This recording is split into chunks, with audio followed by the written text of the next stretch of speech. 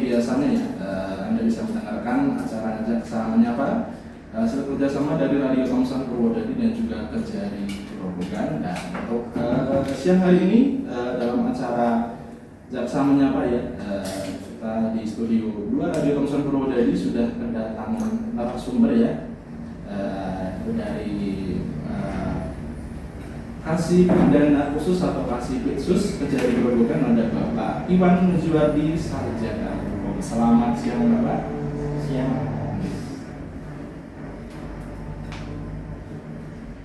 Oke, matur suwun sekali Pak sudah datang ke studio Radio Thomson Purwodadi. Nah, untuk tema siang hari ini sahabat Thomson pada acara Jaksa Menyapa ya, itu tentang penanganan tindak pidana korupsi yang berorientasi penyelamatan keuangan negara. Mungkin kalau kita bicara ya masalah perihal korupsi ya, mungkin itu sudah seperti itu musuh dalam selimut ya Pak ya, selalu bisa menerpa siapa saja, bisa yang jadi korban siapa saja atau pelakunya siapa saja. Nah, itu mungkin nanti di sini kita akan membahasnya atau mengulasnya ya, mungkin nggak usah dalam-dalam, mungkin nanti secara umum aja Pak ya, mungkin biar lebih ke arah condong pencegahannya bagi seperti itu, agar masyarakat atau sahabat Thomson di rumah karena terhindar dari perilaku KKN atau korupsi dan korupsi. Bapak, ini untuk penanganan tindak pidana korupsi yang berorientasi penyelamatan keuangan negara, mungkin ini seperti apa? Oke, terima kasih untuk sahabat Thomson semuanya. Siang hari ini berada di Thomson bersama dengan Mas Huda. Mas Huda. Ini kami kesini kedua kalinya dari bidang khusus dari disebutkan untuk yang kedua kalinya. Yang pertama yang kemarin itu terkait dengan tugas dan fungsi penanganan dalam artian di bidang tindak pidana khususnya. Sekarang yang kedua saya mengambil tema terkait dengan salah satu tugas kami, yaitu penanganan tindak pidana korupsi yang berorientasi penyelamatan keuangan negara. Bagaimana tema kita hari ini? Mungkin sebelum saya masuk ke pembahasan pada hari ini, mungkin ada saya sedikit ingin menyapa sahabat-sahabat Thomson ya. Oke, untuk sahabat Thomson semuanya dimanapun berada, kami dari Kejari Grobogan dalam hal ini sesi tindak pidana khusus berada di sini bersama Radio Thomson untuk mengawali kegiatan hari ini. Mungkin saya ada sedikit pantun yang kami persembahkan untuk Radio Thomson. Tapi nanti kalau pantunnya jelek ya mohon nanti dikoreksi ya. Jadi ketika mendung hitam sudah di atas kepala, jangan halangi hujan untuk turun ke bumi.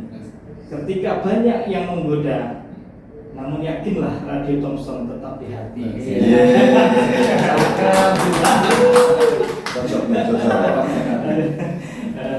Sedikit untuk pembuka.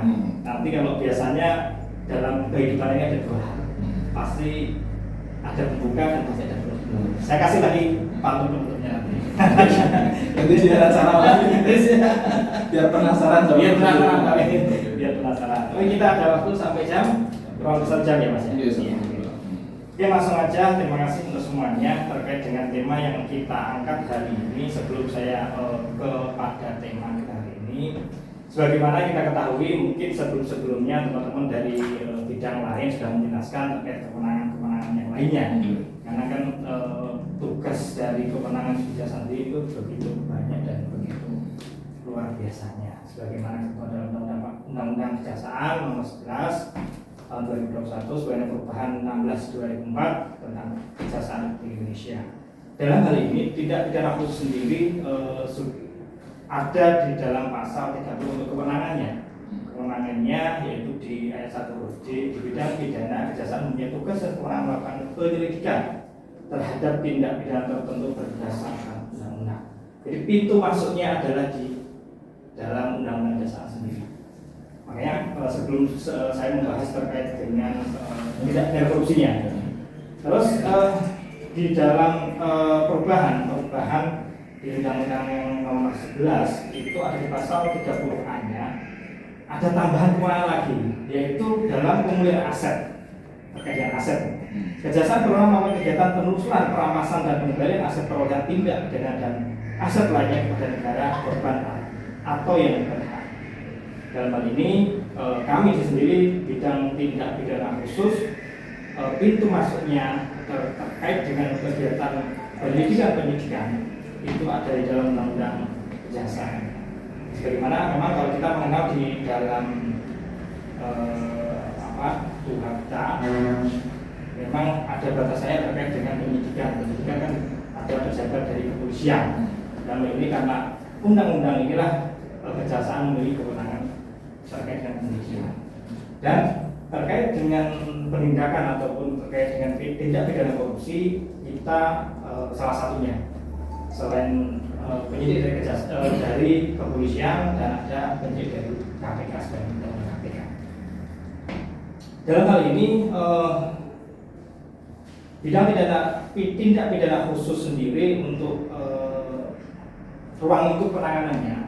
Jadi ada kurang lebih yang pertama itu ada tindak pidana korupsi, ada tindak pidana pencucian uang, ada perpajakan, kepabaian dan cukai. Jadi ruang lingkup penanganan yang berada di ranahnya tindak pidana khusus yang kami tangani adalah sebagaimana saya sebutkan. Nah, dalam kegiatan tersebut kami memiliki istilahnya kalau bahasa kerennya itu ada proses bisnis proses. Gimana sih untuk mekanismenya? Kalau kita tarik pengertian terkait dengan ya biasanya perusahaan menggunakan itu kan, bisnis prosesnya itu apa? Kita coba itu bisa kita jadikan contoh seperti mana aja justru ya merupakan untuk mencapai itu pasti ada rangkaian kegiatan yang outputnya adalah nanti berupa program. Bagaimana juga di pidana khusus sendiri kami ada semacam dalam artian gini, kami di tahun 2022 ini sesuai dengan rencana strategis nasional rencana kerja Kejaksaan RI dan di kami sendiri rencana kerja dari Jaksa Agung Muda tindak pidana khususnya tahun 2020 sampai 2024 di antaranya yaitu kami ditekankan terkait adanya penegakan dan pelayanan hukum. Jadi ada istilahnya kita menyesuaikan rencana kerja nasional. Nah, dalam hal ini tahun ini sampai tahun 2014 ada beberapa hal atau pokok yang harus kita laksanakan dan bersinergi dengan program yang kita bisa katakan menjadi program nasional. Mungkin tadi sudah disinggung terkait dengan adanya, mungkin kami secara umumnya aja nggak terlalu mendalam, kalau mendalam nanti itu sudah masuk ke teknis susah kan gitu dan tidak bisa kan gitu. Hanya secara umumnya. Dari dalam hal ini saya ambil salah satunya yaitu kita dituntut untuk meningkatkan penyelesaian perkara. Dalam hal ini baik tindak pidana korupsinya, tindak pidana pencucian uangnya, itu kita dituntut harus transparan, akuntabel dan profesional. Selanjutnya meningkatkan penyelesaian perkara tindak pidana khusus juga yang lainnya. Terus perbaikan tata kelola penanganan perkara HAM yang berat. Mungkin kalau HAM berat ini agak jarang kita dengar terkait penanganan HAM berat. Namun dalam kurun waktu ini ada yang ditangani oleh kejaksaan terkait yang di HAM berat tanya itu sudah masuk proses persidangan di pengadilan kasar. Itu sudah dalam proses persidangan. Memang kalau HAM berat ini kalau di tingkat daerah ini ya hampir tidak ada. Tapi untuk dalam sebagaimana yang kita ketahui semua, HAM berat ini yang sedang yang diproses di Makassar, sudah ada yang tanya itu yang warga yang meninggal, itu masih proses persidangan. HAM berat ini kan memang agak ini ya, kadang peristiwanya sudah dan orang-orangnya sudah pada nggak ada misalnya kan sudah terlalu lama. Terus terkait perbaikan tata kelola, kami di sini dituntut untuk menyesuaikan. Saya kira di media ataupun di Thomson sendiri pasti kan akan mengikuti perkembangan. Begitu juga dengan kami. Kami juga dituntut untuk mengikuti perkembangan. Salah satunya apa? Terkait dengan IT. Jadi IT ini memang kami dituntut harus semuanya terekam di teknologi informasi, itu harus menguasai dan harus kita beralih ke sana semua. Karena sistemnya kan sudah berbeda dengan zaman dulu kan gitu. Kita harus menyesuaikan semua kegiatan kami itu semuanya direkam dalam sistem informasi, atau kalau di kami istilahnya ada aplikasinya ataupun terkait dengan penanganan perkara itu namanya CMS, Case Management System. Jadi semua terekam kegiatan. Jadi kegiatan kami yang semua daerah bukan hanya di Grobogan aja, itu semua terekam di sistem tersebut dan itu bisa dibaca di Jakarta. Dan hal ini di Kejaksaan Agungnya jadi pantau berapa sih penanganan perkara di suatu daerah. Penanganan perkara itu menjadi tuntutan yang harus kita laksanakan. Ketika kita melakukan kegiatan tapi tidak pernah terkait dengan nggak pernah update dalam hal ini, itu pasti nggak akan terekam. Itu nggak ada dokumentasi. Nggak ada dokumentasinya ya.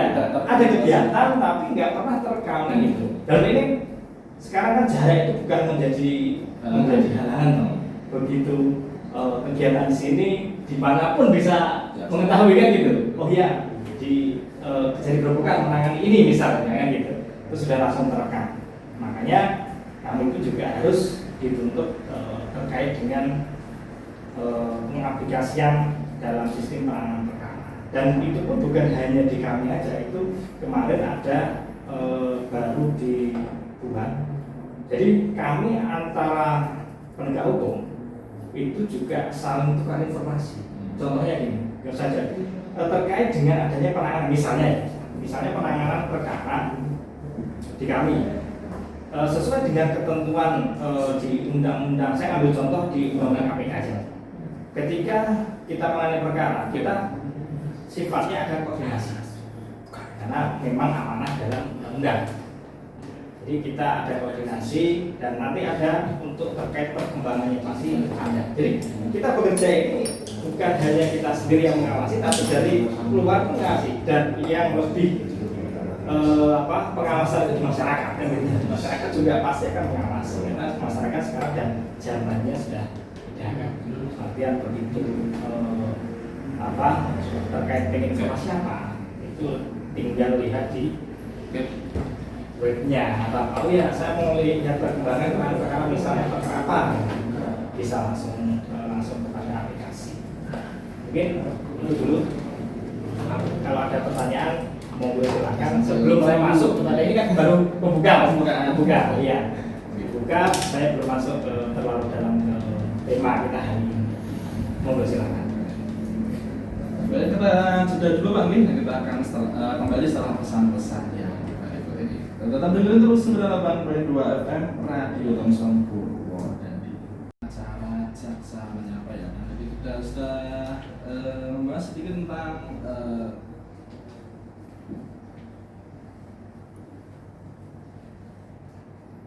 penanganan tindak pidana korupsi yang berorientasi pada penyelamatan keuangan negara. Itu sudah disebutkan sedikit ya dari Pak Iwan ya, beberapa hal yang ya lengkapnya penanganan perkara itu mulai tindak pidana korupsi, tindak pidana pencucian uang, perpajakan, kepabeanan dan juga cukai. Nah, mungkin untuk dari beberapa tindak pidana ini mungkin yang sering ditemui khususnya di Kabupaten Grobogan itu tindak pidana korupsi seperti apa sih Pak? Jadi selama dalam kurun waktu 2 tahun ini yang sering kami tangani mungkin di tindak pidana korupsi.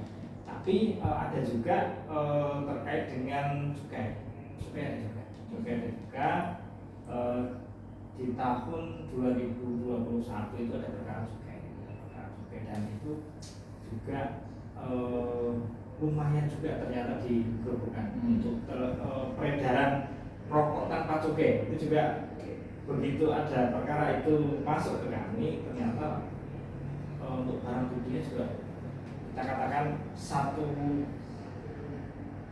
bak kol diesel, iya, pickup ya, pickup itu lumayan juga digerbukan ini ternyata. Setelah saya tanya-tanya penyidik itu kok digerbukan atau di Polda ini ada sih perkara seperti ini. Ternyata mereka menyampaikan karena cukai ini kalau bahasa kerennya umpet-umpetan sama yang bermenang gitu. Ketika di daerah dia dropping terkait entah di kabupaten yang lain, yang mirip ketika ada kejadian atau proses di kabupaten lain, dia akan beralih operasinya.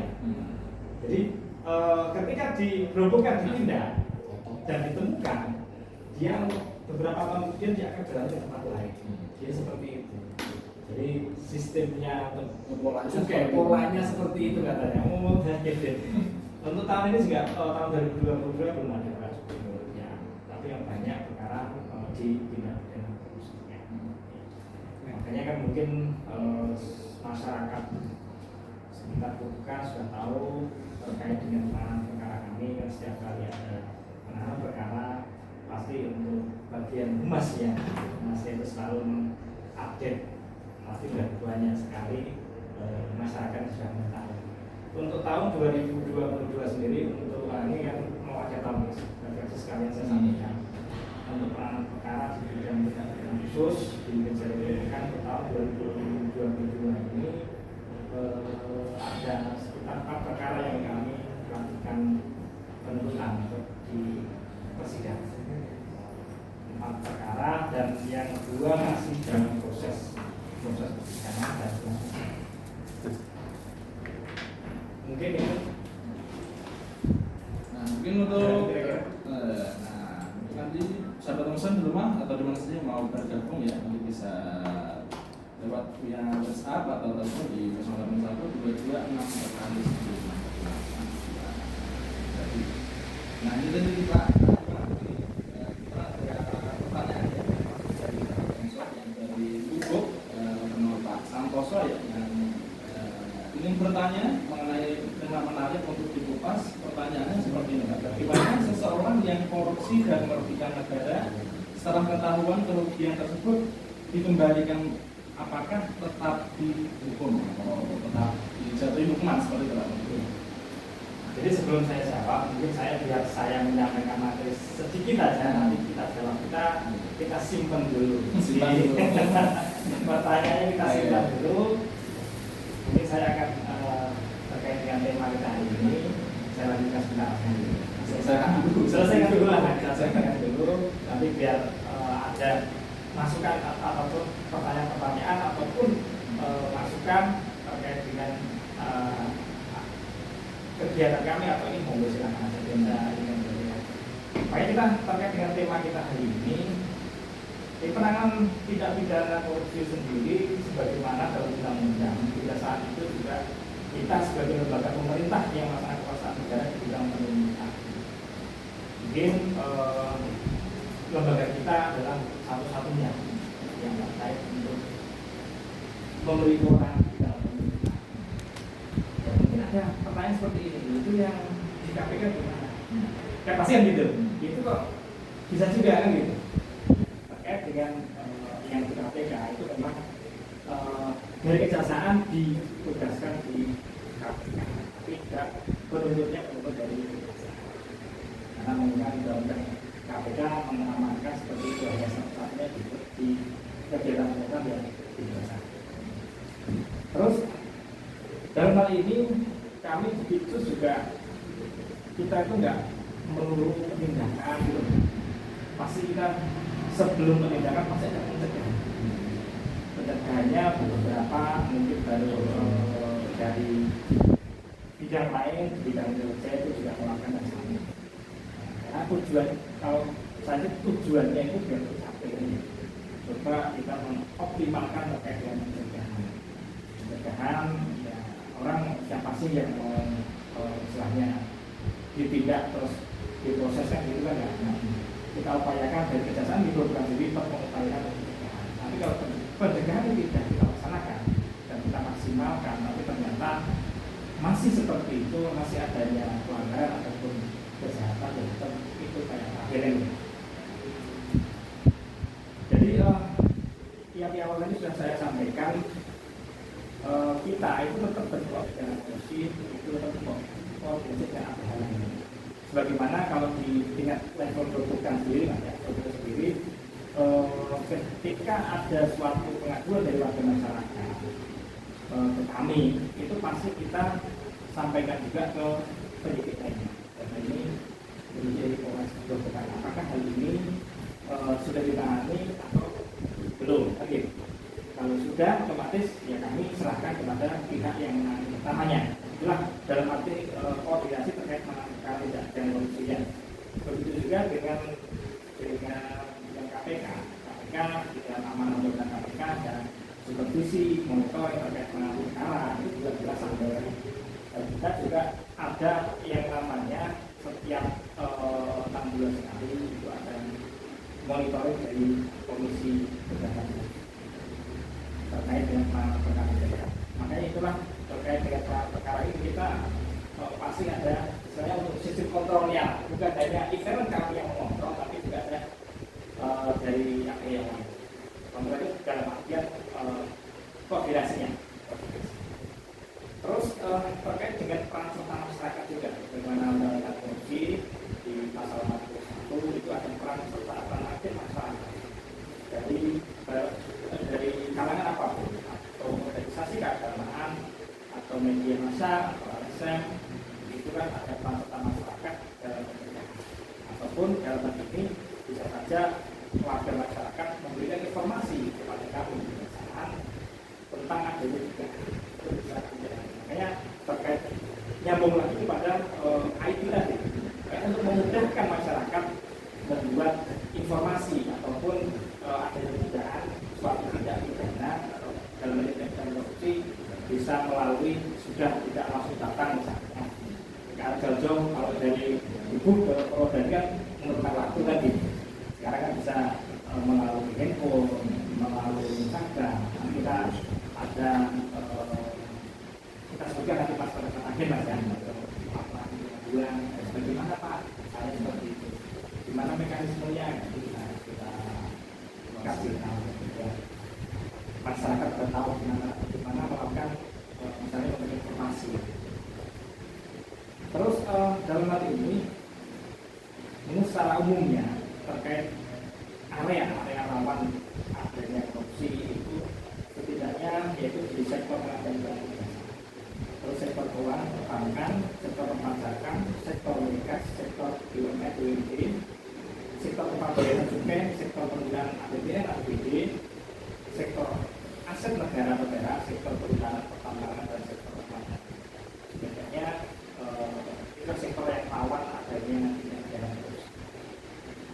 Terus bagaimana di undang-undang KPK itu biasanya kita kan mengenal adanya kerugian negara, ini sebagaimana PKI Agung, kerugian negara. Memang kalau kerugian negara itu paling cuma di pasal 2 dan pasal 3 itu terkait dengan kerugian negara.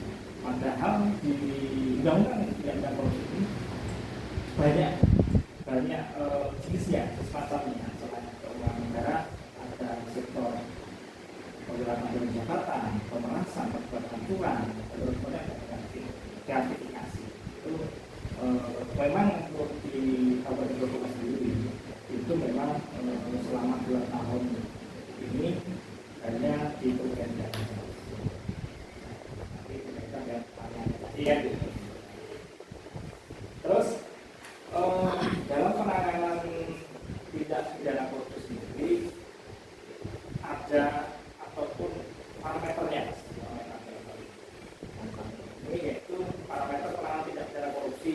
Itu yang pertama mungkin yang melibatkan pejabat pidana negara, terus melibatkan berbagai kementerian ataupun lembaga lainnya, ada lebih dari 1 gitu.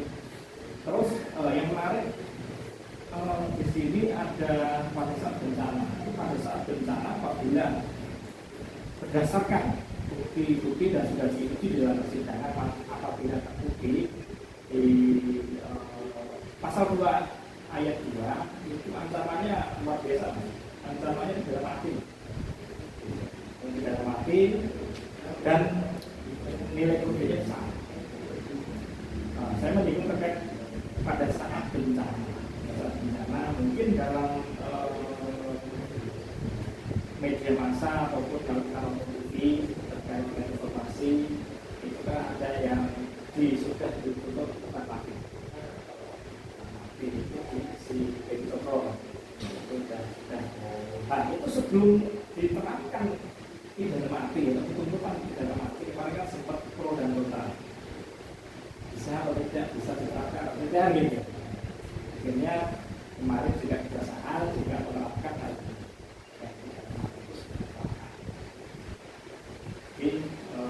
Dan memang sesuai dengan amanah pemerintah juga ada di sana apabila ada bencana ataupun krisis moneter dampaknya luas itu dimungkinkan untuk dihidupkan. Dengan pidana mati sendiri juga merupakan mungkin ya ada ada syarat-syarat ketentuannya. Benar sih yang bisa diterapkan pidana mati, benar sih yang tidak bisa diterapkan ya. Terus terkait dengan keuangan negara, sebagaimana di undang-undang itu sudah jelas seluruh kekayaan negara dalam bentuk apa, baik yang disahkan atau tidak disahkan adalah bentuk kekayaan negara. Jadi kan mungkin banyak ini masyarakat akan bertanya ketika itu tidak ada duit negara, tidak ada uangnya negara, kok bisa tidak dengan undang-undang tidak dengan korupsi yang gitu. Bisa jadi seperti ini mas, ketika kita ambil contoh misalnya suatu organisasi kelompok masyarakat yang menerima bantuan keuangan dari negara, ketika itu terjadi tidak dengan korupsi bisa ditindak ataupun disangkakan di dalam undang-undang korupsi. Yang saja jauh dalam misalnya kita ambil contoh koperasi misalnya. Koperasi itu kan ada, kalau tidak salah itu ada program dari pemerintah pusat yang pengusulan dana itu ada. Nah, itu kan memang koperasi itu kan tidak ada dari keuangan negara. Ketika koperasi itu mendapat bantuan dana dari sumber dari keuangan negara, akhirnya apabila itu terjadi pelanggaran bisa ditindak dengan berat. Jadi sebagai contoh seperti itu.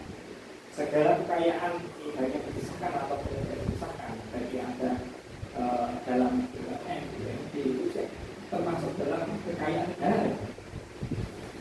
Jadi seluruh lembaga ataupun organisasi yang menerima bantuan keuangan dari sumbernya dari keuangan negara ataupun APBD, PNB, APBD itu masuk dikategorikan dalam keuangan negara. Gimana kalau misalnya itu apa sih yang dinamakan kerugian? Kerugian sebagaimana undang-undang perbendaharaan nomor 1 tahun 2004 sudah jelas. Adanya keluaran suatu berharga barang nyata dan pasti jumlahnya sebagai akibat perbuatan melawan baik sengaja maupun sengaja jadi tidak apalagi lalai itu tidak apalagi sengaja gitu dia. Jadi kebanyakan sengaja itu Pak. Ya, ada yang lalai. Sengaja dengan lalai. Dalam hal ini kita juga kita dituntut di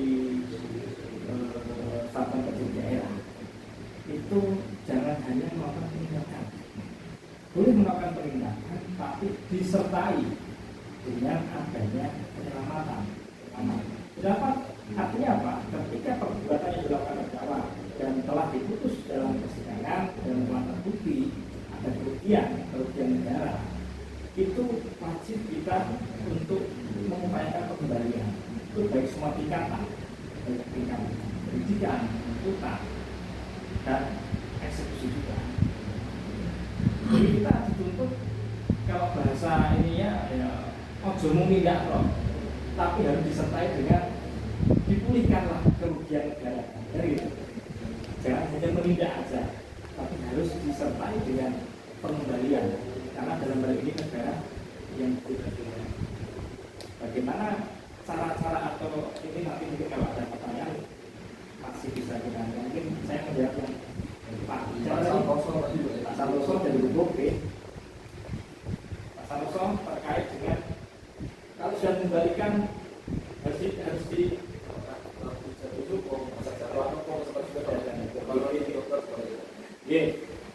jadi gini, karena walaupun setelah mengembalikan yang bersangkutan itu mengembalikan, tapi tetap yang bersangkutan tetap bisa dilakukan proses. Yang mungkin kan kalau warga masyarakat itu yang sudah dikembalikan itu tidak, ya sudahlah gitu kan gitu. Tapi dalam hal ini dari undang-undang tidak pidana itu sendiri mengamankan tidak menghapuskan pidananya. Artinya apa? Ketika yang bersangkutan merasa dirinya atas perbuatan saya ternyata kemudian saya kembalikan, tapi dalam selama itu menjadi proses hukum itu sekarang dalam ketentuan rapor benar akan dilanjutkan proses sesuai dengan aturan. Ada pertanyaan? Masih menunggu Ya. Kalau seperti kasusnya yang investasi bursa seperti yang Indra Kents itu jadi bonus pengadilan dan ternyata malah kerugiannya itu malah ada negara kepada para korban itu kan sampai jadi provokator seperti apa? Kalau Indra Kents kita udah main dari ini kan gitu. Kita sudah ada dari kerugian itu dalam artian gini, kalau Indra Kents itu kan ratanya di tidak tapi kan saya tidak berani melakukan penilaian karena selama saya belum mengetahui bilang apa itu saat akhirnya karena kalau saya sudah baca itu mungkin saya bisa memberikan pandangan saya. Dalam hal ini saya belum berani melakukannya. Karena apa? Ketika kita tanpa data atau tanpa kita membaca kita nggak bisa dong melakukan penilaian atas keputusan itu kan gitu. Mungkin pertimbangan yang menjadikan hal pertimbangan majelis hakim ada yang dikasih dan negara itu apa? Harus tahu dulu Pak. Memang secara yang kemudian yang rugi itu adalah warga masyarakat misalnya. Tapi kok dalam hal ini kok berjalan putusannya di rampas negara gitu.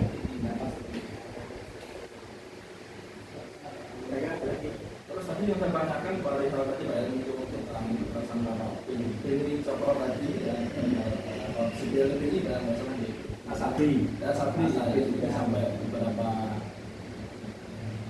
triliun Pak iya sampai itu mungkin kriterianya seperti apa bisa dituntut sampai hukuman mati seperti mungkin kriteria yang sangat merugikan negara atau seperti dampak biasanya dampaknya itu luas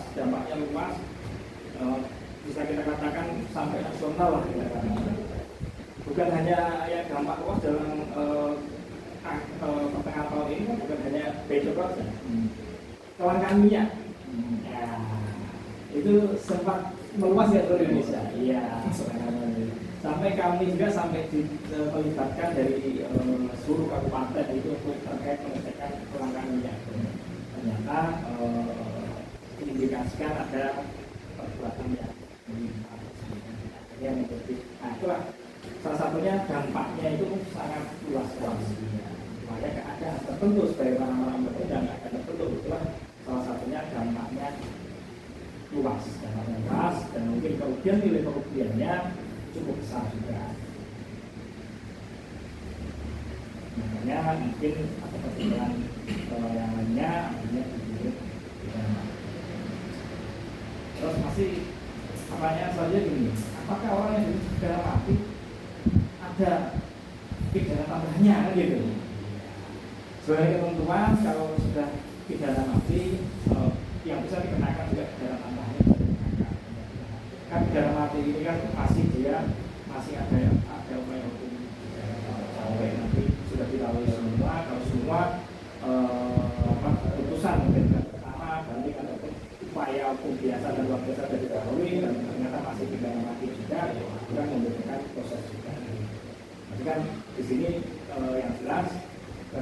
orang pidana mati bisa dikenakan pidana sebagaimana itu terus kayak yang pemilihan kan gitu kan bisa jadi pada saat belum dieksekusi mati kan ada pemilihan baik ada kan bisa pemilihan, nah itu salah satunya bisa dia juga memiliki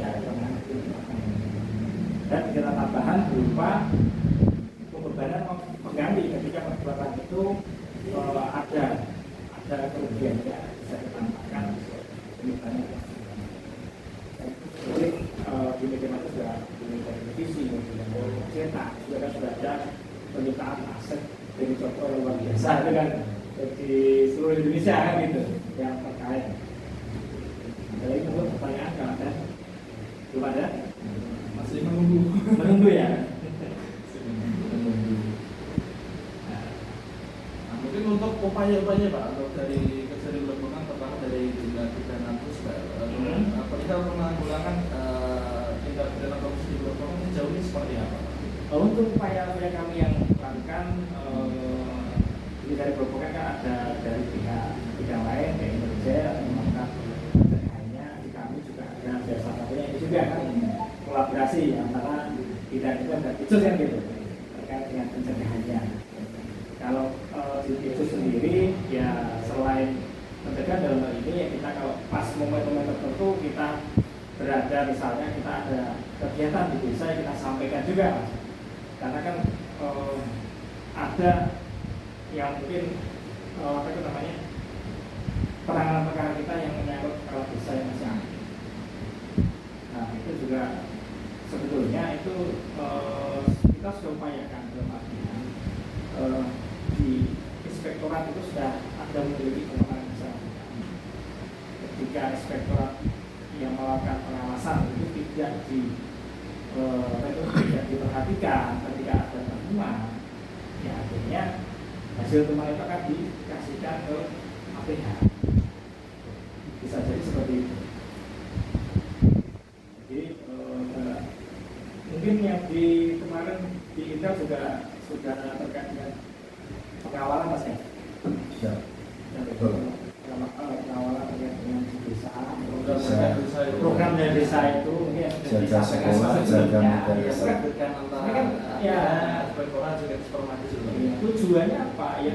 Biar ya kita memaklumi desa itu kan SDM-nya terbatas kita maklumi ya dengan keterbatasan itu makanya harus ada peran aktif dari bisa dari pemerintah daerah sendiri, bisa dari APH-nya juga biar misalnya karena desa ini kan dananya cukup lumayan juga memang sesuai dengan yang Pak Presiden yang sebelumnya Pak Presiden sebelumnya nawacitanya itu kan membangun dari pinggiran. Nah mungkin itu diimplementasikan ke dana desa yang diberikan dari pemerintah pusat kepada pemerintah desa. Makanya biar desa itu juga membangun biar tidak ada kesenjangan antara desa satu dan desa yang lain ataupun di kabupaten yang lain kan gitu. Karena luar biasa pemerintah ya dana desa itu.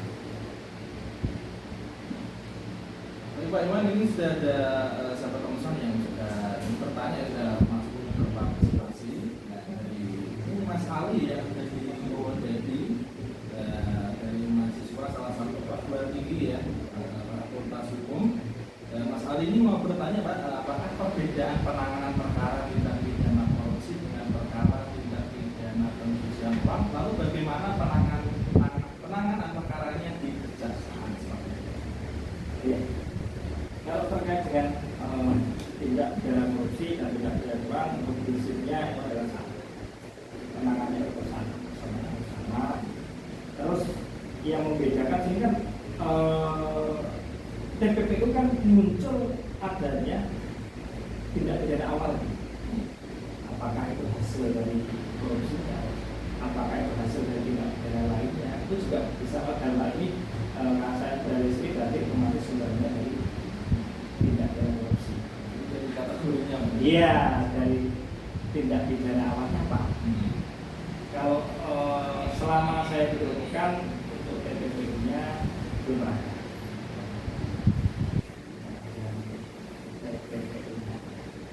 Jadi Jadi ada juga yang mengatakan sebagai ahli mas ya, itu harus disidangkan dulu, harus dibuktikan dulu, tidak pidananya baru nanti beralih ke DPP. Ada juga yang mengatakan beriringan barengan ketika itu ada tidak boleh korupsi dan itu ada kerugian negara ataupun digunakan dengan yang lainnya. Itu kalau buat aset yang lain ataupun digunakan untuk yang lainnya bisa masuk juga DPP. Bisa juga beriringan, bisa juga duluan tidak ada korupsinya. Ada lagi? Jadi kita sudah Pak, kita akan kembali setelah pesan-pesannya. Kata dengerin terus 98 dari 2FM. Karena di Thompson. Thompson kembali lagi bersama teman di dalam acara jaksa apa ya? Kita masih bincang-bincang Pak Iwan ada berarti tadi ya kasih khusus kejari bagaimana upaya penyelamatan keuangan negara dan peralatan tadi Pak ya sudah disebutkan.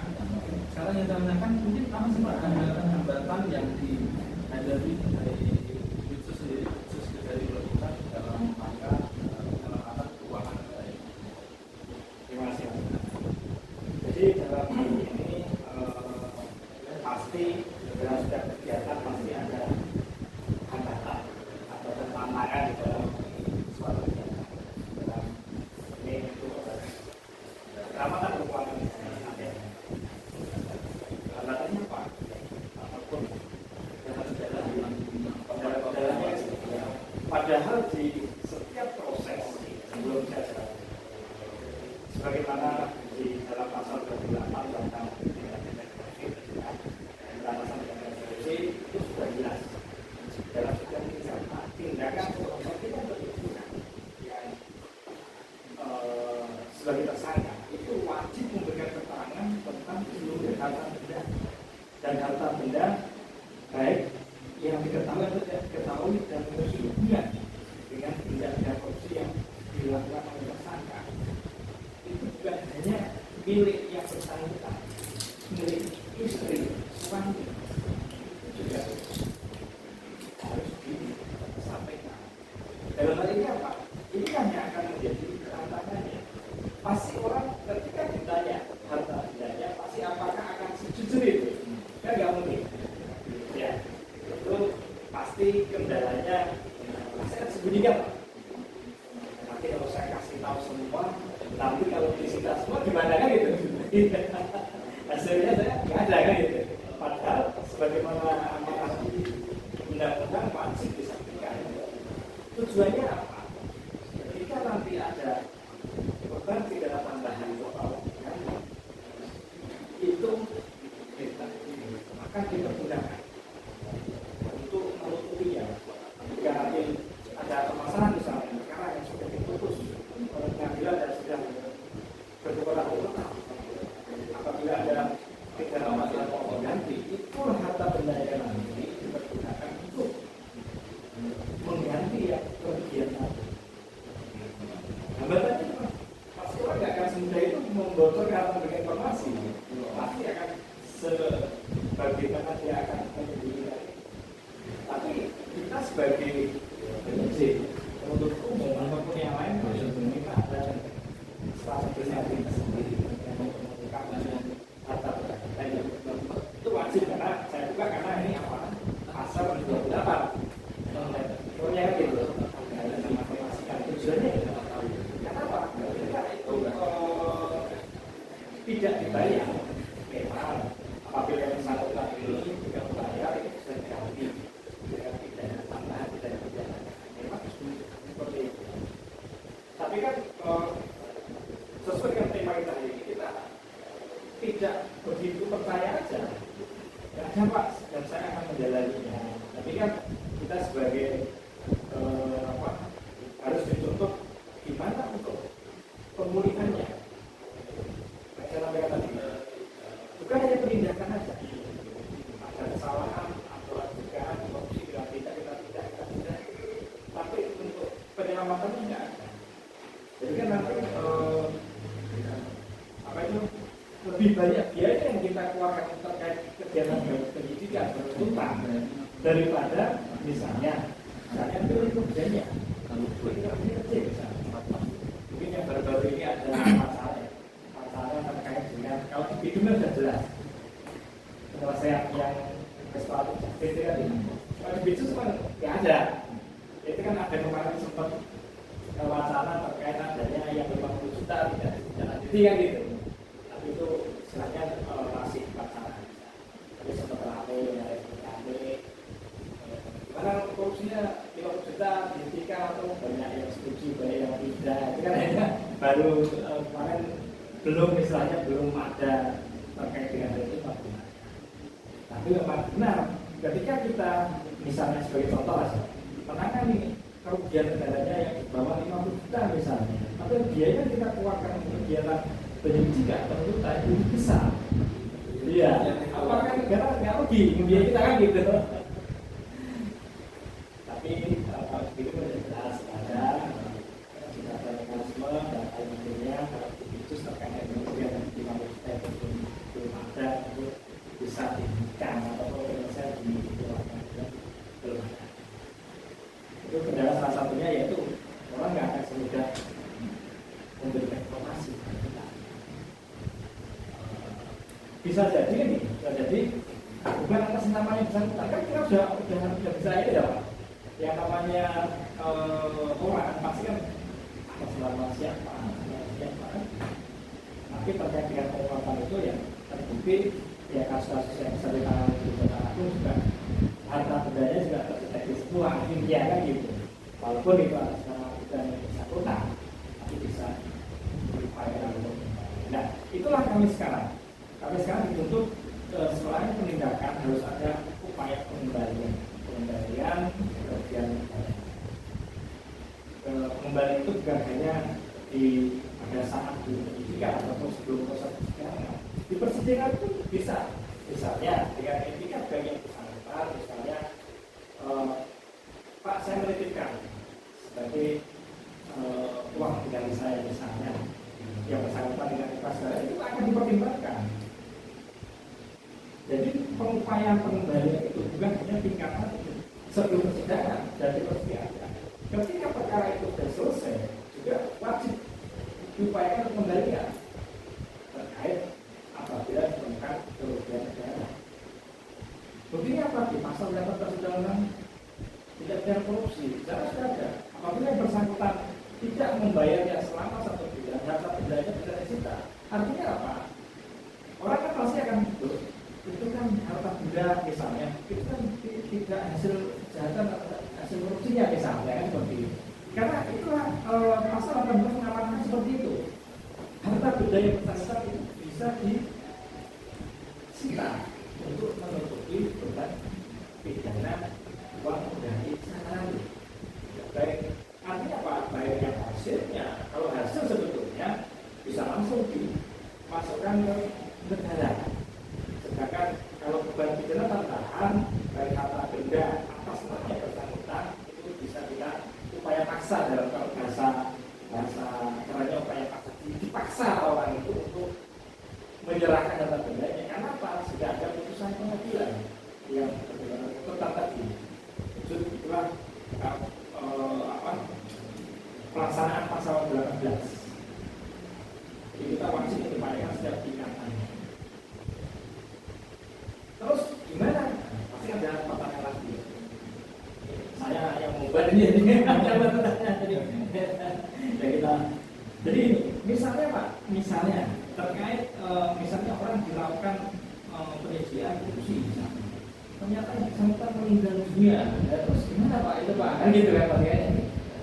Jadi di dalam undang-undang korupsi juga sudah ada apabila yang bersangkutan pada tingkat proses dari penyidikan yang meninggal dunia itu kita serahkan ke bidang jatuh.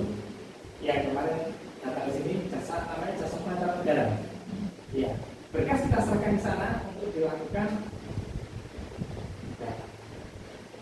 itu kepada ahli warisnya.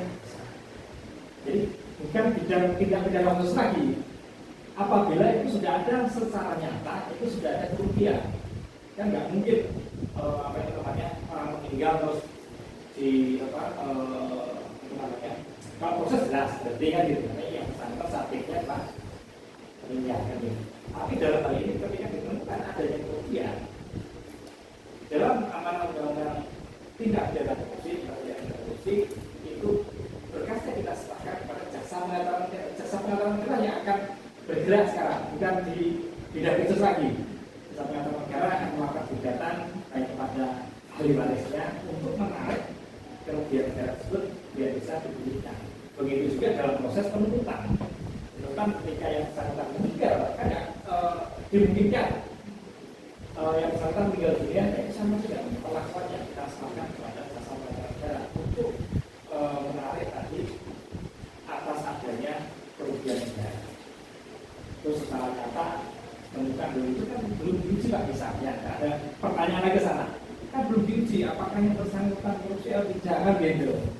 Nah, di dalam undang-undang tindak pidana korupsi juga secara nyata itu jelas sih kan gitu. Secara nyata yang bisa dihitung, salah dihitung dan bisa dinilai atau ada muncul nilainya. Secara nyata bisa dihitung, akhirnya dijadikan sebagai dasar untuk penagihan bayar utang. Ya, kami dengan bidang jasa bidang datur ini ada saling keterkaitannya. Gitu. Iya, kolaborasi. Apabila yang bersangkutan meninggal, iya, kan gitu. Ya itulah tadi salah satu ataupun beberapa tantangan dan manfaat yang kita hadapi dalam optimalkan untuk pembagian. Terus ini, selanjutnya ketika yang bersangkutan ini sudah tidak memiliki harta benda, menjadi permasalahan juga Pak. Misalnya yang bersangkutan beban dibebani uang ganti sesuai kerugiannya 500 juta. Ternyata begitu kita cari yang bersangkutan sudah tidak punya harta bendanya lagi. Akhirnya tidak bisa maksimal kan untuk pengembalian optimal kerugian negara tersebut. Karena yang bersangkutan sudah tidak memiliki harta benda lagi. Itu salah satu juga permasalahan juga Pak. Bendanya tidak bisa, akhirnya kan menjadi bebannya yang bersangkutan. Dia diganti dengan pidana penjara. Kenapa di kita dalam sendiri selain pidana pokok dan pidana tambahan, pidana pokoknya itu juga selain pidana badan dan pidana bendanya. Dan benda itu juga wajib itu ya dilakukan pembayaran lagi. Selain pidana tambahan tapi pembayaran pokok. Mungkin itu Mas. Ada lagi kira-kira? Mungkin tambahannya Pak, tambahannya mungkin ya, yang mungkin bagi teman-teman masyarakat atau organisasi kemasyarakatan lainnya, ya saya harapkan sebagaimana amanah undang-undang tindak pidana korupsi agar peran aktif serta masyarakat untuk mencegah.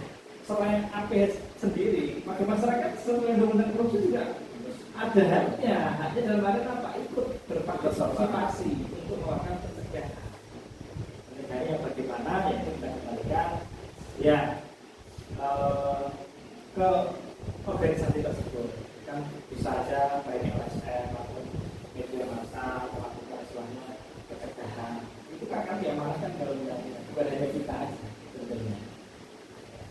Oke, terus apabila yang tadi ada kontak dalam artian apabila warga masyarakat ingin membuat pengaduan ataupun konsultasi dulu terkait dengan hukum. Ini ada nomor handphone yang bisa dicatat teman-teman semua, yaitu di 0812 133 719 009. Saya ulangi lagi 0821 337 19069. Itu teman-teman semuanya bisa memberikan ataupun informasi ataupun gangguan atau berkonsultasi, monggo silakan. Atau terbuka ataupun mau datang ke kantor, monggo kami terbuka jam kerja mas ya. Kalau di luar jam kerja ya mungkin segera di kantor. Misalnya melalui pengaduan handphone tadi ataupun konsultasi, monggo silakan. Ataupun di Instagram, kami juga ada Instagram dan Facebooknya juga. Instagramnya itu sudah ditemukan, sama juga di Facebooknya sama juga itu sudah ditemukan. Monggo kalau mau menyampaikan informasi ataupun konsultasi, kami persilakan. Begini itu aja mas, ada tambahan atau dicek lagi kalau ada pertanyaan? Iya, saya menunggu pertanyaan dari teman-teman. Mungkin dari Pak Wahyu dan Yan ya, mungkin mau kasih pesan-pesan pada sahabat di rumah atau mungkin bawa kita ya dari perilaku KKN sepatutnya sebagai orang dari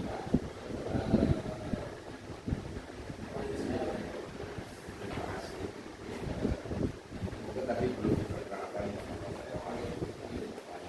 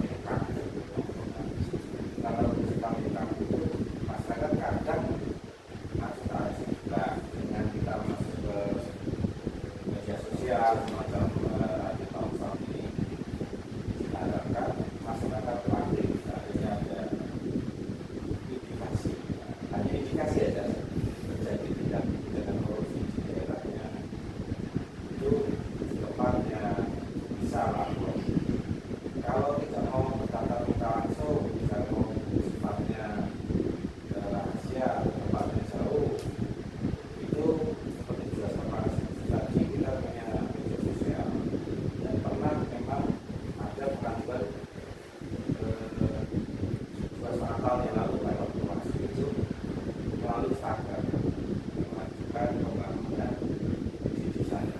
Kita langsung silakan kontak di Instagram jadi berkomentar atau messenger di Facebook.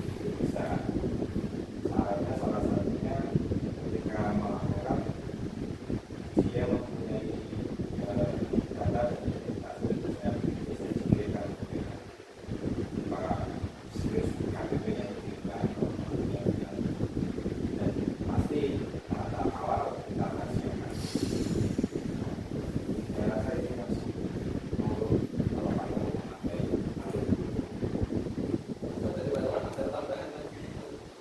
Baiklah, mungkin saya sasaran kali ini saya akan memberikan kesimpulan tema kita hari ini,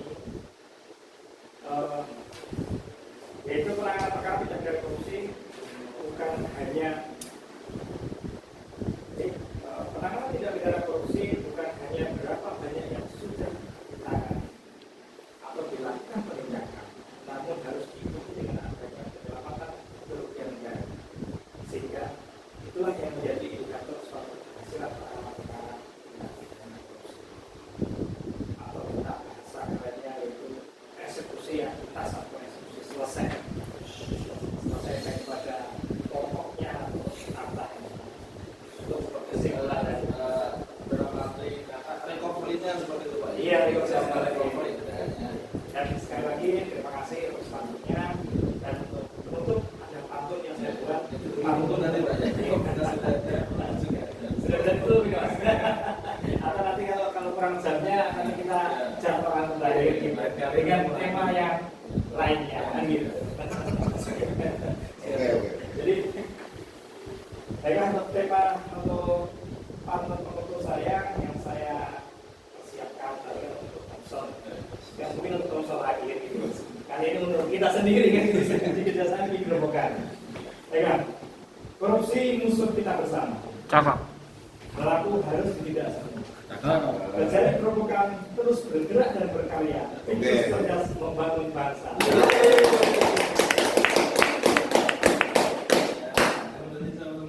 Pantun penutup dari Pak Iwan ya, Asli Yesus dari Keterbukaan. Sebenarnya saya mengucapkan terima kasih sekali Bapak ya, Pak Iwan. Sudah di SMU calon Asli Yesus dari Keterbukaan dan juga terima kasih sekali buat Pak Wahyu. Saya hadir di studi Radio Nusantara Polri dan juga teman-teman dari teman-teman provinsi dari Kejari Keterbukaan ya. Setiap minggunya selalu setia mensupport ya Radio Thompson ya, semoga nanti ke depannya semakin baik lagi. Amin. Masya Allah. Berkah. Juga semakin profesional ada di sini. Ada. Dan ya, dari saya sendiri yang mohon maaf bila ada tutur kata atau kritik yang kurang berkenan bagi kepada narasumber semuanya dan teman-teman dari Kejari Keterbukaan semuanya. Dan saya cuma bisa meminta maaf sebesar-besarnya dan terima kasih sekali sudah hadir di studio Radio Thompson dan insya Allah kita akan ketemu lagi di lain kesempatan, dan tentunya kalau tetap di rumah bisa mendengarkan acara Bersama Menyapa setiap hari Kamis dari mulai pukul 11.